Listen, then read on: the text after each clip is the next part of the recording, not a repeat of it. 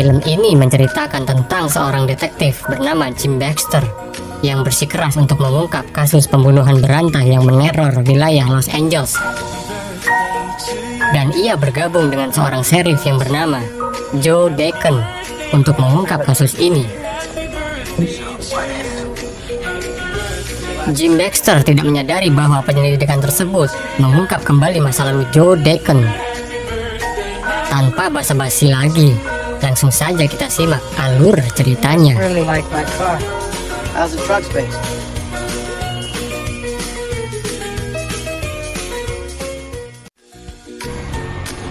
Cerita diawali dengan memperlihatkan seorang gadis yang sedang mengendarai mobil di jalan raya pada malam hari yang sangat sepi. Gadis tersebut diikuti oleh sebuah mobil misterius yang terus membuntutinya. Karena semakin takut, akhirnya gadis itu memutuskan untuk berhenti di sebuah pom bensin untuk meminta pertolongan.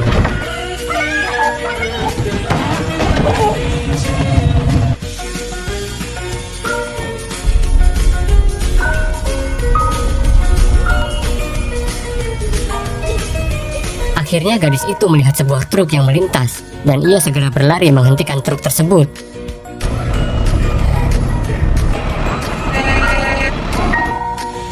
Gadis itu pun berhasil selamat.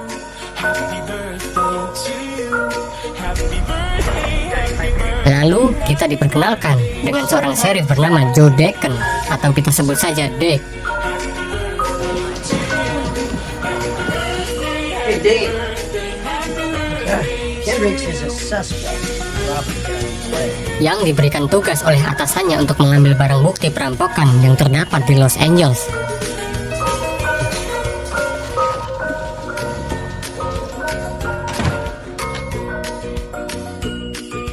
Singkat waktu, Dick segera pergi ke Los Angeles untuk menyelesaikan tugasnya. Ia harus sedikit berlama-lama di sana, karena harus menunggu barang bukti tersebut sampai selesai diidentifikasi. Dan Carl berkata jika ini adalah kesempatan Dick untuk menemui semua teman lamanya yang ia tinggalkan sewaktu ia bertugas di Los Angeles di tempat tersebut. Kemudian kita diperkenalkan dengan seorang detektif muda yang hebat bernama Jim Baxter, di mana Jim sedang menyelidiki sebuah kasus pembunuhan berantai yang sedang marak terjadi di wilayah Los Angeles. I can assure you all we are taking a 24/7. Terlihat jika Jim tertarik dengan Dick saat Jim mengetahui kalau Dick adalah seorang mantan detektif berprestasi yang namanya selalu dibicarakan di tempat ia bekerja.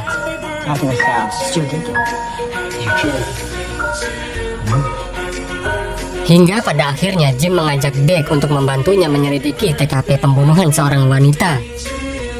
Ia berkata jika Dick mungkin dapat membantunya memberikan sebuah petunjuk. Singkat waktu akhirnya mereka pun sampai di TKP, di mana Dick bertemu dengan teman lamanya yang bernama Flo yang bertugas di bagian forensik.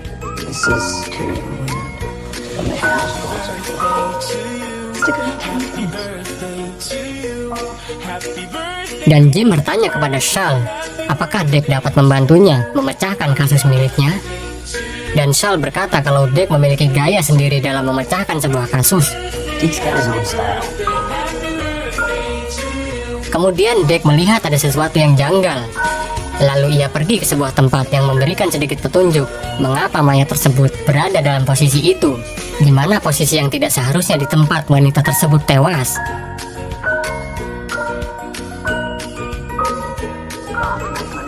Saat meninggalkan TKP, Dick bertanya, apakah ada mayat lain seperti mayat wanita tersebut? Dan Dick berkata kalau kasus ini mirip seperti kasus di bagian utara yang sempat ia tangani. Waktu berganti di mana ada sepasang kekasih yang sedang berolahraga pada malam hari. Saat mereka berpisah, kembali ke rumahnya masing-masing, ada sebuah mobil yang mencurigakan yang mengikuti wanita tersebut.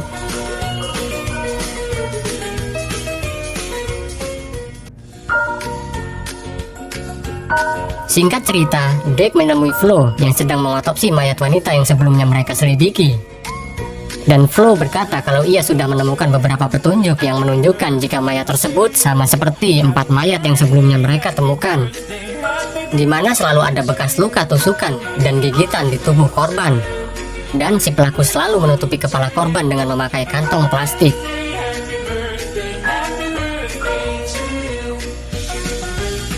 Kemudian Deke berkata kepada Flo untuk memberikan file lamanya tentang kasus yang ia selidiki di bagian utara. Dan Flo berkata ia akan memberikannya. Namun jika sesuatu terjadi, Flo tidak bisa membantu Deke lagi, dan Deke tidak keberatan dengan hal itu. Singkat waktu, Deke kembali ke TKP untuk lebih detail dalam mencari petunjuk. Ia bertanya ke pemilik kos, sudah berapa lama kulkas di sini rusak? Dan pemilik kos itu berkata, kurang lebih sekitar 1 minggu. Lalu pemilik kos berkata, ia menelpon seseorang untuk memperbaikinya. Namun saat tukang reparasi kulkas datang, gadis itu sudah tewas. Kemudian Deke segera meminta alamat tempat di mana pemilik kos menelpon tukang reparasi yang ia panggil. Saat selesai dari sana, Deke memutuskan untuk menyewa sebuah penginapan agar ia bisa lebih dalam untuk menyelidiki kasus pembunuhan tersebut. Deke terus mencari petunjuk dengan menyocokkan kasus sekarang dengan kasus yang sewaktu ia selidiki di bagian utara. Namun Deke merasa sedih karena terus mencoba mengingat masa lalunya, dan ia selalu merasa dihantui oleh para korban yang gagal ia tangani.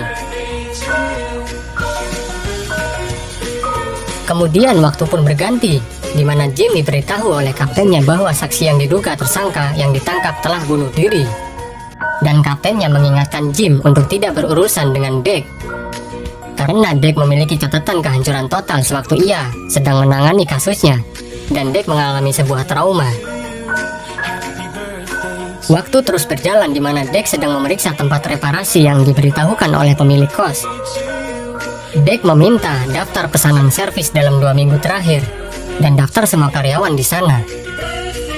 Akhirnya Deke menemukan sebuah kejanggalan, di mana ada sebuah catatan servis yang telah dicoret. Namun atasan di sana berkata jika itu adalah pembatalan sebelum reparasi dilakukan. Karena mencurigakan, Deke mengambil catatan itu dan segera pergi dari sana. Ketika Deke pergi, ada seorang pria berambut panjang melihat dari balik tirai dengan tatapan tajam ke arah Deke. Kemudian waktu berganti di mana Jim yang sedang berada di rumah gadis yang hilang sewaktu pulang berolahraga dengan kekasihnya. Gadis itu bernama Rhonda Redburn. Jim bertanya apakah ada petunjuk lain tentang anaknya. Lalu si ibu berkata kalau Rhonda selalu memakai sebuah jepit rambut merah ketika ia sedang berlari. Dan Jim berjanji kepada kedua orang tua gadis itu bahwa ia akan segera menemukannya.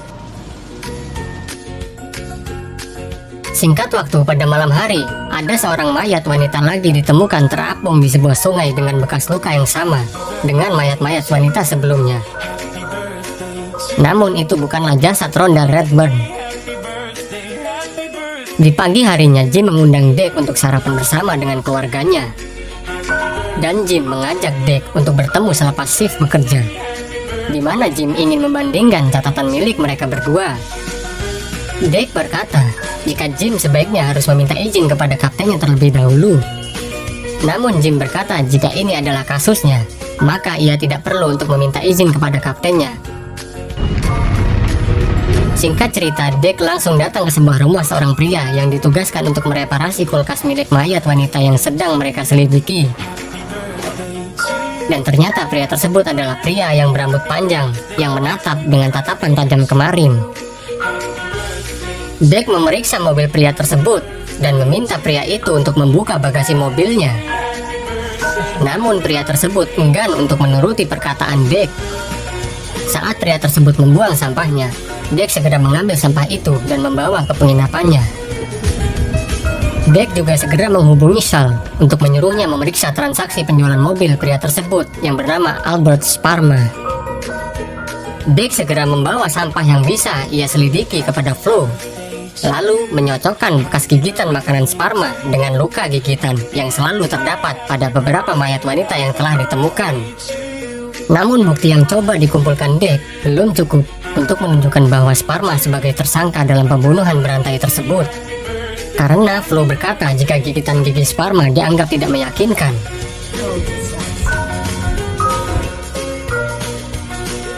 Singkat cerita, Dek memutuskan untuk memata-matai Sparma hingga ia sampai di sebuah tempat di mana Sparma berhenti dan terlihat mencurigakan.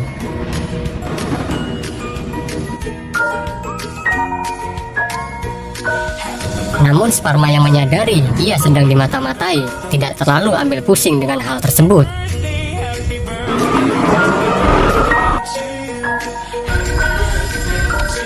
Kemudian, Dek menelpon Jim untuk bertanya tentang lokasi di mana mayat kedua ditemukan. Dan ternyata lokasi tersebut tepat di mana Dek sekarang berada saat memata-matai Sparma.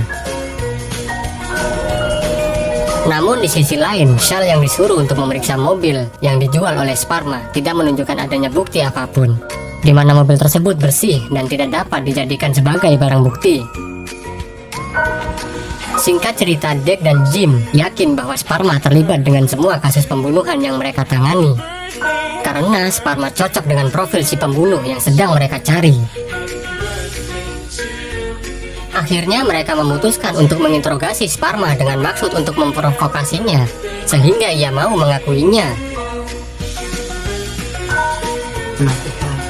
Saat diperlihatkan foto-foto mayat para korban yang telanjang dan berumuran darah, Sparma dianggap oleh Dek dan Jim mendapatkan kenikmatan seksual dari foto-foto tersebut.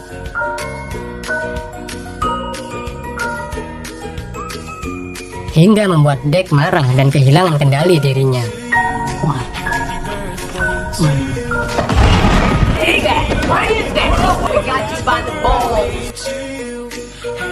Kemudian Jim dipanggil oleh Kapten Carl, di mana ia telah diberitahu jika Sparma telah berbohong terkait dengan kasus yang Sparma akui ia adalah tersangka sebuah kasus pembunuhan 8 tahun yang lalu. Akhirnya Sparma kembali dibebaskan karena ia hanya mengetahui semua detail dari pembunuhan tersebut. Namun, Sparma tidak berada dalam jarak 10 mil dari lokasi saat terjadinya pembunuhan. Singkat waktu, Jim kembali menemui Dek di penginapannya. Di situ Dek bersikeras bahwa Sparma adalah seorang tersangka. Namun Jim berkata jika Sparma hanyalah seorang yang gemar dengan sebuah aksi kejahatan. Kemudian Dek berkata kepada Jim, ia bisa membuktikan jika Sparma adalah seorang tersangka jika Jim bisa memberikan sedikit waktu untuk Dek memeriksa apartemennya.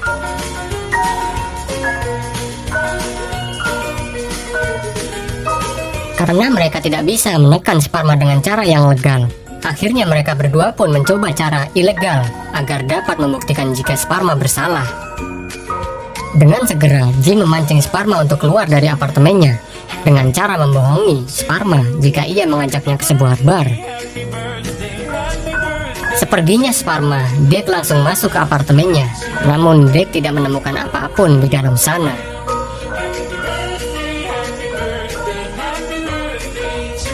Yang ia bisa temukan adalah bukti-bukti bahwa Sparma hanyalah seorang yang memiliki ketertarikan dengan sebuah aksi kejahatan.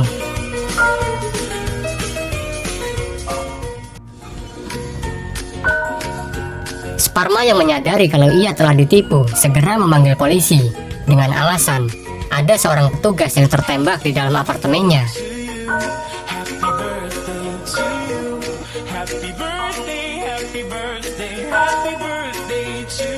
Dek yang menyadari hal itu pun segera bergegas pergi dari sana.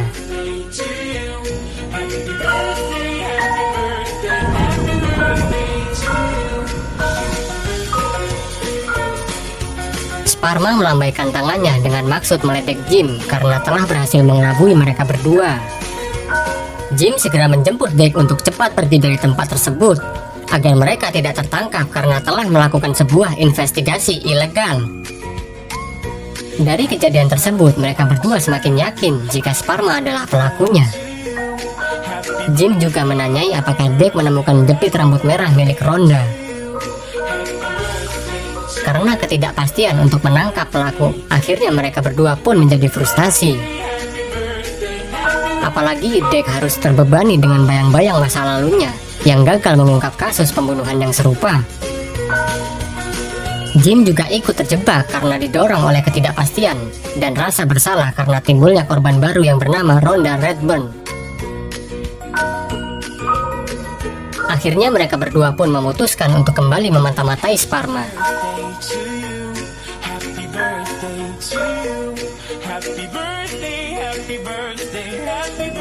Singkat cerita, mereka pun tidak menemukan apa-apa dalam aksi memata-matai Sparma. Saat Dek pergi membeli kopi untuk mereka berdua, telepon umum pun berdering. Saat Jim mengangkat telepon itu, ia dikagetkan oleh Sparma yang sedang mengerjainya. Sparma berkata kalau ia mengetahui keberadaan Rhonda Redburn. Lalu ia mengajak Jim ke sebuah tempat terpencil di gurun California.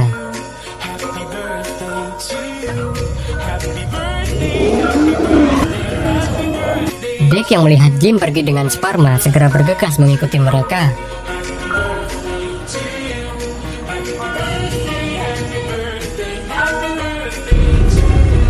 Sesampainya di lokasi, Sparma terus meminta Jim untuk terus menggali tempat yang diduga menjadi tempat dikuburnya jasad Rhonda Redburn. This one over here. What did you say? Exorcist spot. Third time the charm. Tetapi Sparma terus mempermainkan Jim dengan memberitahu jika lubang yang ia gali adalah lubang yang salah, hingga membuat Jim putus asa. Kemudian Sparma berkata jika ia tidak pernah membunuh siapapun.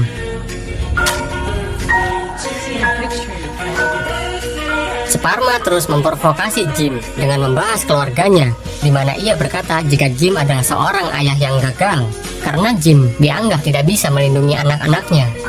Pada akhirnya emosi Jim pun memuncak. Lalu ia langsung memukul kepala Sparma dengan sekopnya yang membuat ia tidak sengaja membunuhnya. Kemudian Dek pun datang dan melihat Sparma sudah tidak bernyawa, yang membuatnya teringat dengan masa lalunya, di mana ia tidak sengaja menembak korban wanita yang berhasil selamat karena Dek mengira wanita tersebut adalah ancaman.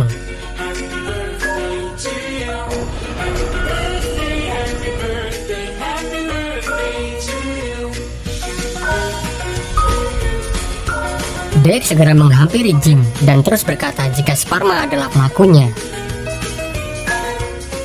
Namun Dek berkata tidak ada yang bisa mereka lakukan sekarang. Dan Dek menyuruh Jim untuk mengubur jasad Sparma di salah satu lubang yang ia gali. Kemudian Dek segera pergi untuk menyelesaikan masalah di tempat lain.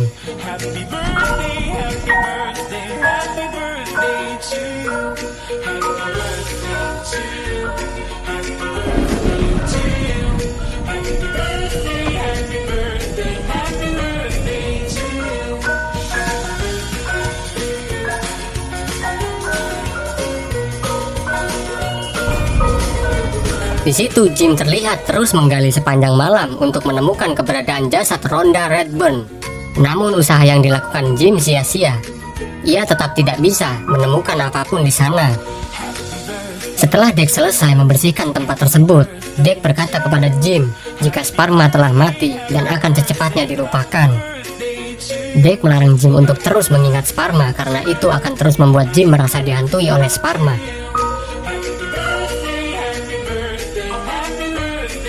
Dan akhirnya mereka pun berpisah di sana.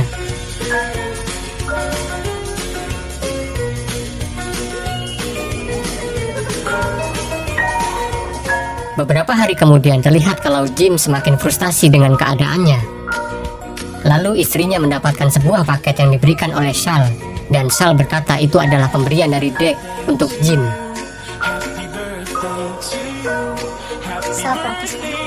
Saat Jim membuka paket tersebut, ternyata Dek memberikan jepit rambut merah yang dijadikan Jim sebagai petunjuk yang ia cari selama ini. Akhirnya Jim merasa sedikit tenang, karena ia menganggap kalau tuduhannya kepada Sparma selama ini adalah sebuah kebenaran. Di sisi lain, Dek segera memusnahkan semua barang milik Sparma dengan membakarnya. Namun ada sebuah kejadian yang sangat menarik, di mana ternyata jepit rambut yang diberikan Dek kepada Jim itu adalah jepit rambut yang ia beli, bukan jepit rambut merah yang benar-benar dikenakan oleh Rhonda Redburn. Kemudian waktu berganti ke masa lalu, di mana dijelaskan jika Flo melindungi Deck dengan memasukkan kematian wanita yang tidak sengaja tertembak olehnya.